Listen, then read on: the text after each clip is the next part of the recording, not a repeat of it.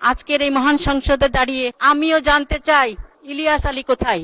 আমরা এখনো জানি না আমাদের স্বজন কোথায়। ষাট আউলিয়া পুণ্যভূমি সিলেট এলাকা থেকে সম্ভবত আমি প্রথম নারী সংসদ সদস্য হিসেবে এই সংসদে আসতে পেরেছি। এর পিছনে একটি প্রেক্ষাপট আছে।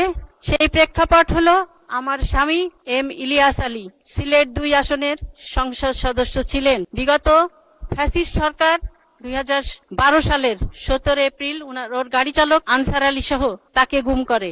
তার আধিপত্যবাদের বিরুদ্ধে তার ভূমিকা এবং গণতান্ত্রিক আন্দোলনে তার সাহসী ভূমিকার কারণে বিগত ফ্যাসিস্ট সরকার তাকে গুম করে এবং এই গুমের শিকার আরো অনেক পরিবার রয়েছে। মাননীয় স্পিকার, আমার নির্বাচনী এলাকার সকল জনগণ এবং বাংলাদেশের যখন যেখানে গিয়েছি সকলের একটি প্রশ্ন ছিল আমার কাছে, ইলিয়াস আলী কোথায়? ইলিয়াস আলী কি কোনো খবর জানেন কিনা? মাননীয় স্পিকার, আজকের এই মহান সংসদে দাঁড়িয়ে আমিও জানতে চাই ইলিয়াস আলী কোথায়। আমার মতো আরো গুম হওয়া দিনার, জুনেদ, আনসার আলী এবং সুমন, পারভেজ সহ আরো যারা গুম হয়েছেন তাদের পরিবারের সদস্যরাও জানতে চায় তাদের সন্তান কোথায়। আমরা ফ্যাসিবাদ মুক্ত হয়েছি 1 বছরেরও বেশি সময়, প্রায় 1.5 বছরের কাছাকাছি। আমরা এখনো জানি না আমাদের স্বজন কোথায়।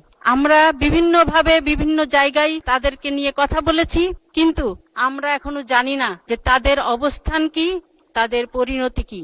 আমি মাননীয় স্পিকার, আপনার মাধ্যমে ইলিয়াস আলী সহ যারা গুম হয়েছেন তাদের অবস্থান, তাদের পরিণতি, তাদের গুমের সাথে যারা জড়িত তাদের বিচার এবং যে গুম পরিবার রয়েছে সেই সকল পরিবারের সদস্যদের আর্থিক জটিলতা নিরসন এবং গুমের সাথে যারা জড়িত তাদের বিচার জোর দাবি জানাচ্ছি।